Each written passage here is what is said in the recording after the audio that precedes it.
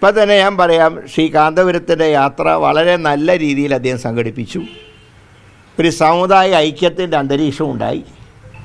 അവിടെ പോയിട്ട് മാറാട് പറഞ്ഞ് കുളം കലക്കാൻ നോക്കിയത് മുഖ്യമന്ത്രിയാണ്. അപ്പോൾ പ്രതിപക്ഷ നേതാവ് അതിന് നല്ല മറുപടിയും കൊടുത്തു. അതിൽ അദ്ദേഹം തന്നെ, ശ്രീ കാന്തപുരം തന്നെ പറഞ്ഞു, ഇത് രാഷ്ട്രീയ വേദിയാക്കേണ്ടിയിരുന്നില്ല. ആരാ വേദിയാക്കിയത്? ഇനി ഇപ്പോൾ മുഖ്യമന്ത്രി ഇപ്പോൾ മാറാടിനെക്കുറിച്ച് പറഞ്ഞുകൊണ്ടിരിക്കണ്ടല്ലോ. ഈ കലാപം ഉണ്ടായ കാലത്ത് മാറാട് കടന്നു അവിടെ ചെന്ന് ജനങ്ങളെ അഭിമുഖീകരിക്കാൻ ധൈര്യം കാണിച്ചത് അന്ന് മുഖ്യമന്ത്രിയായിരുന്ന ശ്രീമാൻ A.K. ആൻ്റണിയും മുൻ മുഖ്യമന്ത്രി K. കരുണാകരനൊക്കെ അവിടെ സന്ദർശിച്ചു. ആ രണ്ട് വിഭാഗങ്ങളും അവരെ നേതാക്കന്മാരെ സ്വീകരിച്ചു. ഒരാൾക്ക് മാത്രമേ അവിടെ കാലെടുത്ത് കുത്താൻ കഴിയാതിരുന്നിട്ടുള്ളൂ. ഇന്നത്തെ മുഖ്യമന്ത്രി, അന്നത്തെ പാർട്ടി സെക്രട്ടറി പിണറായി വിജയനെയാണ് നാട്ടുകാർ കൂവി വിളിച്ചോടിച്ചത്.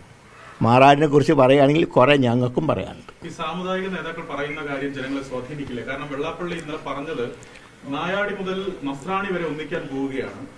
UDF ആണ് SNDPയും NSSനെയും തമ്മിലടുപ്പിച്ചത്. അത് വലിയ രീതിയിൽ സ്വാധീനിക്കുന്ന ഒരു ഘടകമല്ലേ? അദ്ദേഹം പറഞ്ഞ് സ്വാധീനിച്ചിട്ടാണ് ജനം വോട്ട് ചെയ്യുന്നതെങ്കിൽ കഴിഞ്ഞ പഞ്ചായത്തിൽ ഞങ്ങൾ ജയിക്കൂ. എന്തൊക്കെ പറഞ്ഞു ഞങ്ങളെക്കുറിച്ച്. VD സതീശനെ കുറിച്ച് മാത്രമല്ല, മുഴുവൻ കോൺഗ്രസ് നേതാക്കന്മാരെ അധിക്ഷേപിക്കുകയും കോൺഗ്രസ് നേതാക്കന്മാരാരും എൻ്റെ വീട്ടിൽ വരണ്ടെന്നും പറഞ്ഞു.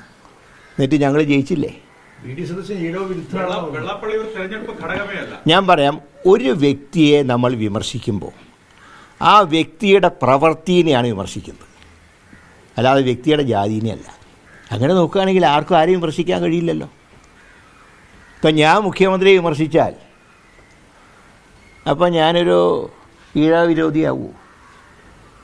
മുഖ്യമന്ത്രി പ്രതിപക്ഷ നേതാവിനെ വിമർശിച്ചാൽ അദ്ദേഹം ഒരു നായർ വിരോധിയാവൂ. അപ്പോൾ ഈ വിമർശനങ്ങളെ ജാതി മതമായിട്ട് കൂട്ടിക്കുഴയ്ക്കാൻ പാടില്ല. അതാണ് ഞങ്ങളുടെ നിലപാട്. എന്ന് ഞങ്ങൾ പറഞ്ഞില്ലല്ലോ.